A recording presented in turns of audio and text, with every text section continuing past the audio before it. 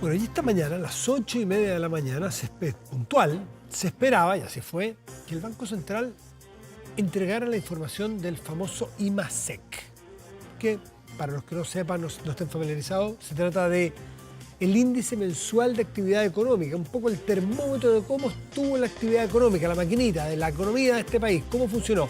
Esto era para marzo, porque tiene un rezago en la medición. Y este IMASEC, lamentablemente, como dice ahí, fue malo, fue muy malo, fue 2,1 negativo. ¿Por qué fue muy malo? Bueno, porque el decrecer es malo per se, pero porque además estaba incluso más malo de todo el rango de apuestas o de posiciones que habían tomado los expertos en el mercado, distintos actores del mercado, que estaban entre unos 7 negativos, el 2% negativo, dio 2,1 negativo. Se ha generado una polémica si estamos ya técnicamente en una recesión o no. No sé hasta qué punto esa discusión sea lo relevante, sino saber por qué estamos marcando este negativo en 2,1 y cuáles son las perspectivas hacia adelante. Para eso invitamos a Germán González, economista, coordinador macroeconómico de Clapes UC. Germán, como siempre, muchísimas gracias por recibirnos. ¿Cómo estás? Hola Matías, ¿cómo estás? Muy buenas noches, un gusto estar acá. Gracias. Pues mira, tú que eres profesor y economista, bien experto, para salir rápidamente de esta discusión, que puede ser semántica o no, tú me dirás si estamos técnicamente en recesión. Hay una discusión de cómo se mide eso. ¿Por qué no nos respondes ahí primero? No estamos técnicamente en recesión. No estamos. No estamos, Está un esa es la poquito bajo. No sé si respuesta. es mi retorno o tú estás un poquito bajo ahí. Sí, ahí se oye mejor o no. Vamos. No, digo que no estamos en recesión. La recesión técnica se define como 2 trimestres consecutivos de caída de la actividad económica, medida de un trimestre respecto del trimestre inmediatamente anterior. Ya, o sea, Ujú. tenía que ser más negativo que el trimestre que nos precedió, que es octubre, noviembre, diciembre. No más negativo, sino que debe tener una caída respecto del trimestre Por eso, anterior. Es decir, más malo que sí, una caída, ya. Ok. entonces, claro, y eso no es lo que está ocurriendo, de hecho, pero creo que es importante poner un poco en contexto cuál es la situación de la economía. Y la situación de la economía, si uno se remonta a inicios del año pasado, 2022, que a su vez veníamos de un crecimiento 2021 muy alto, cercano a 12%, lo que pasó es que durante los primeros 3 trimestres del año pasado la economía cayó consecutivamente, cayó un trimestre respecto del otro, y el peor trimestre del año 2022 fue el El tercero, tercero, claro. ¿verdad? Entonces, eso es un hecho factual y por eso uno escucha muchas veces al ministro de Hacienda decir que lo peor quedó atrás, porque efectivamente los datos que tenemos muestran que la mayor caída de la actividad económica se produce en el tercer trimestre del 2022, cuando la economía estaba en medio, si recordamos, del debate del plebiscito constitucional, ¿verdad? Ese era el periodo nosotros en Clapes medimos la incertidumbre económica, alcanzó el máximo histórico en ese momento, por ejemplo. Ya. Y también la economía se contrajo de manera muy significativa. En el cuarto trimestre del año pasado la economía no creció ni se contrajo, ¿verdad? Y eso marcó como un piso de este ciclo. Y en el primer trimestre del 2023, respecto del cuarto trimestre del año anterior, hubo una leve recuperación. Ahora, Ya. ¿por qué cae la economía? Porque si nos comparamos el primer trimestre contra el primer trimestre del año anterior, estamos abajo, Es ¿verdad? el, Porque el caímos muy fuerte. 2,1 es eso. Estamos comparando enero, febrero, marzo del 2023 con enero, febrero, marzo del 2022. Eso hace caer, o eso demuestra una caída del 2,1%, no sobre el que lo precede. Bueno, casi, Matías, porque en realidad lo que conocimos hoy día fue el IMASEC de marzo. Solo el Marzo, mes de marzo, disculpa, sí. claro, es marzo, respecto de marzo del año Toda la anterior es razón, una caída, disculpa, sí. ¿no?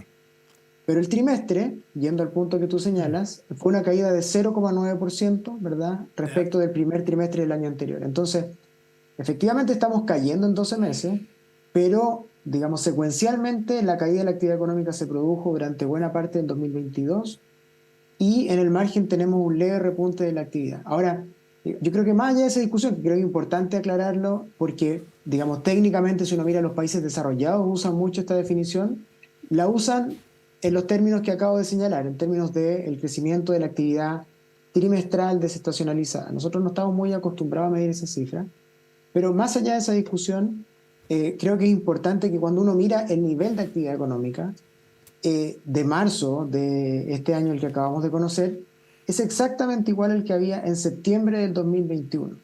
Por lo tanto, en una mirada más larga, más allá de estas fluctuaciones, lo cierto es que la economía está bien estancada y se proyecta que este año el crecimiento sea cercano a cero, ¿verdad? Y por lo tanto eso creo yo que es, digamos, el gran tema que debiera preocuparnos, que hay una economía que más allá de las fluctuaciones y esta discusión trimestral que estamos teniendo, no crece y no se espera que crezca tampoco este año 2023. Germán, recién hablaste de que en Clave SUC miden el nivel de incertidumbre y que para la época de septiembre del año pasado, que sabíamos que estábamos en votaciones, en un plebiscito, marcó el máximo histórico. ¿Cómo estamos respecto de, ahora que estamos por votar, respecto de Sí. ese nivel de incertidumbre? ¿Se ha mejorado?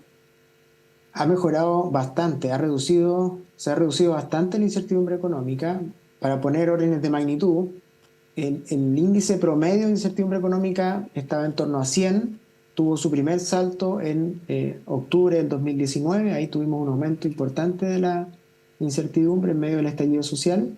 Como dije hace un rato, el máximo se alcanzó en julio del año pasado, donde alcanzó niveles cercanos a 400 puntos y hoy día estamos más cerca de 200 puntos. O sea, estamos con un nivel de incertidumbre que es mayor al que había estallido social, pero significativamente menor de los máximos que se alcanzaron tanto durante el estallido como en la discusión del Ya. plebiscito Ese constitucional. es un factor que puede frenar o no, dependiendo cómo le vaya ese índice, el crecimiento de la economía. Otro es, crudamente hablando, de la inversión, ¿no es cierto? ¿Cómo está la inversión? Porque es re que te contra importante el combustible de la inversión para que las economías crezcan.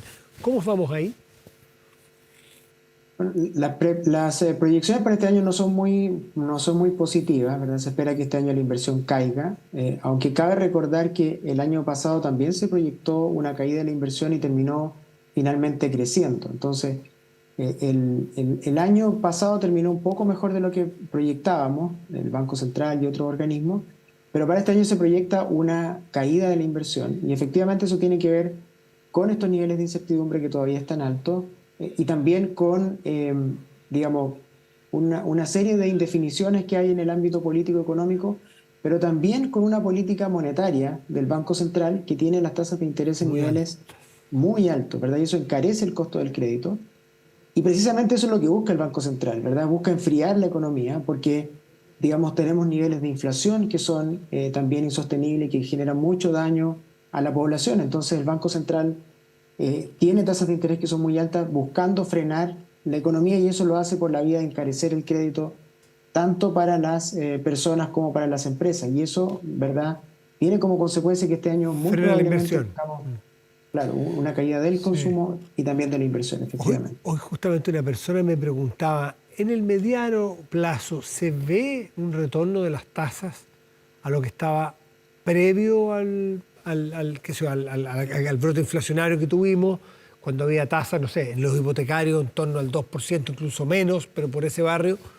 Eh, ¿Tú lo prevés? ¿Ustedes en CLAP han hecho estudios? ¿Cuándo podremos ver nuevamente tasas más moderadas? A ver, primero creo que es importante señalar que el momento de los recortes de tasa se ha venido postergando Claro. sistemáticamente. Nosotros hemos hablado anteriormente y pensábamos que la baja de tasas venía antes. Y hay que ser sincero con eso. Y lo que está pasando es que la inflación está siendo más Sí, persistente, está porfiada. quedándose alta por más tiempo, claro. Entonces, la primera cosa que hay que señalar con mucha claridad es que mientras la inflación no baje, las tasas de interés no van a bajar. Ahora, ¿qué es lo que proyecta el Banco Central y que también estima el mercado? Que esto empiece a ocurrir en algún momento del segundo semestre. En particular, ¿verdad? Dadas las reuniones del Banco Central, hoy día se espera que ya sea en la reunión de julio o en la de septiembre, el banco empiece a bajar las tasas de interés de forma muy gradual, siempre condicional a que la inflación baje. Y ya el próximo año debiéramos tener tasas, digamos, bastante más bajas de las que tenemos hoy día, acompañado también de una inflación que se acerca a la meta del banco del 3%. Ahora, respecto de las tasas de crédito hipotecaria, recordemos que hay un tema adicional que no tiene que ver solo con la política monetaria, sino que también con los retiros de fondos previsionales, que redujeron, ¿verdad?, el monto de recursos disponibles que en parte se destinan para los préstamos de crédito hipotecario y eso va a tomar bastante más tiempo en recuperarse. Hay estimaciones que hablan de 5, 6, incluso 7 años para recuperar los retiros de fondos previsionales que se sacaron. y que básicamente al haber menor liquidez disponible y menos recursos para préstamos para distintas actividades, incluyendo los préstamos hipotecarios. 6, 7 años para recuperar niveles de tasas previos al brote inflacionario, ¿eh? De los retiros. Exactamente, considerando los retiros de fondos previsionales. Si entramos con la lupa en el IMASEC de marzo, el 2,1 negativo, la minería es uno de los responsables. ¿Por qué? Y si es la minería, ¿por qué? ¿Y cuáles otros ven ustedes como los que están haciendo de alguna manera más ralentizar la máquina completa? Sí. A ver, los dos sectores que se contraen con más fuerza en marzo y que inciden en esta caída son la minería y el comercio. Sí. En el comercio, voy a partir por el comercio, Ya. inmediatamente me refiero a la minería. Hay una historia que es un poco más conocida, ¿verdad? ¿Qué es lo que está pasando con el comercio? El comercio se está ajustando a niveles más sostenibles después de un boom que tuvo como consecuencia de las transferencias fiscales, el IFE universal, los retiros de fondos previsionales, ¿verdad? Ese contexto de expansión del gasto, tasas de interés bajas en un momento, se está normalizando. También, ¿verdad? El alza de tasas que comentábamos también está permitiendo, digamos, este ajuste del consumo. Entonces estamos en un proceso de ajuste del consumo hacia niveles más sostenibles y eso se ve reflejado en las cifras de consumo. ¿Y Por la otro minería? lado, ¿cierto? ¿Y la Claro, minería? la minería es un sector muy volátil que depende de condiciones de oferta, naturalmente, como paralizaciones, problemas productivos, que tiene en el corto plazo es muy difícil de proyectar. Pero dicho eso, la minería tiene un problema estructural que hemos venido viendo hace bastante tiempo, y es que la producción minera está cayendo sistemáticamente. O sea, en un mes en particular uno puede ver saltos en la producción, caída en la producción, pero más allá de eso, ¿verdad? La tendencia de la producción es a la baja.